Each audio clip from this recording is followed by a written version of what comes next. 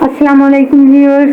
आज मैं आपको बताऊंगी कि बिजली बचाने के लिए, अपनी बिजली के बिल में बचत के लिए हम कैसे थोड़ी सी समझदारी से अपने बिल में नुमाया कमी देख सकते हैं। उसके लिए सबसे पहले तो आप ऐसा करें कि आपको पता होना चाहिए कि पीक आवर जो है वो हमारे यहाँ आजकल अगस्त सितंबर के महीने में तकरीबन 6 बजे से लेकर रात 11 बजे तक है। उसमें कम से कम बिजली का इस्तेमाल कीजिए। और मिसाल के तौर पर फ्रिज के लिए मैं आपको कुछ टिप्स बताती हूँ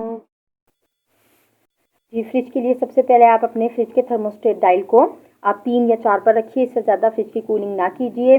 और उसके अलावा आप अपने कंटेनर में जिसमें जो भी खाने का सामान रखा है उसको फ्रिज की दीवारों से दूर और फासले पे रखें, ताकि और छोटी चीज़ों में, छोटे कंटेनर्स वगैरह में अपनी अशिया रखें, ताकि फ्रिज को जो है ज़्यादा कूलिंग ना करनी पड़े बड़े बर्तनों को कूल करने के लिए। और उसके अलावा हमें अपने फ्रीज़र को भी देखना चाहिए कि फ्रीज़र में हमारे बहुत ज़्यादा अगर बर्फ़ जमी हुई है तो उसको भी हमें वक्तन फ़वक्तन साफ़ करते रहना चाहिए। और ये ज़्यादा डोर खुलने की वजह से हो जाता है, जिससे हमें अवॉइड करना चाहिए।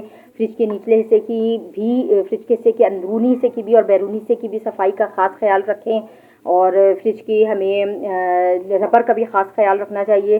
जो फ्रिज की रबर है अगर वो लूज़ हो जाती है तो फ्रिज जो है वो मुसलसल कूलिंग करता रहता है और रात में भी वो ज़्यादा कूलिंग करने की वजह से ज़्यादा बिजली कंज्यूम करता है। और अगर फ्रिज की रबर टाइट होगी तो वो रात में थोड़ी देर की कूलिंग के बाद जब कूलिंग जमा हो जाएगी तो वो ट्रिप कर जाएगा और आपकी बिजली के बिल में नुमाया कमी आएगी। और आप अपने फ्रिज को बैरूनी तौर पर भी साफ़ रखें और चूल्हे से गर्म जगह से दूर रखें। आमतौर पर किचन में फ्रिज रखना ही नहीं चाहिए।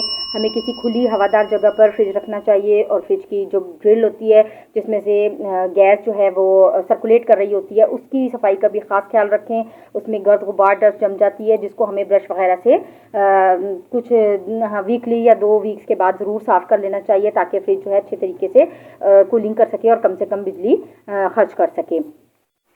और आप अपने फ्रिज को दीवार से भी थोड़े से फासले पे रखें और खुली और हवादार जगह पर लाजमी आपको फ्रिज रखना चाहिए।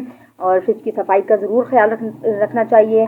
और उसके अलावा हमारे जो भी इलेक्ट्रॉनिक्स हैं, जैसा कि इस्त्री है और हमारे माइक्रोवेव है या अवन वगैरह आप यूज़ करते हैं, तो वो भी आप ख्याल रखें कि 7 से या 6 से 11 तक आप हरगिज़ इस्तेमाल ना कीजिए। दिन में उसका इस्तेमाल कर लें। और वैसे भी गर्मी के कपड़े जो घर में इस्तेमाल होते हैं उनको तो आप इस्त्री के बगैर भी पहन सकते हैं, क्योंकि घर में रहने वाली ख़वातीन के कपड़े फ़ौरन ही जो है आराम करने की वजह से या लेटने बैठने की वजह से ख़राब हो जाती है इस्त्री उसकी।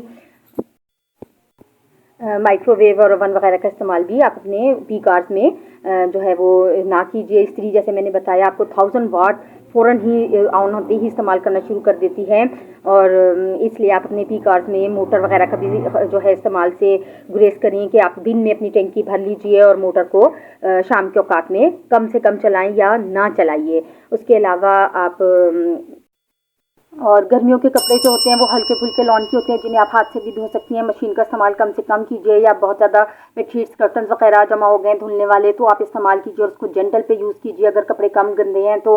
और स्पिनर का इस्तेमाल तो गर्मी में हरगिज़ मत कीजिए, क्योंकि गर्मी में अच्छी खासी धूप होती है। इस तरह की छोटी छोटी बातों से हम अपने बिजली के बिल में नुमाया कमी कर सकते हैं। बहुत ज़्यादा अपना ख्याल रखिएगा। अल्लाह हाफ़िज़।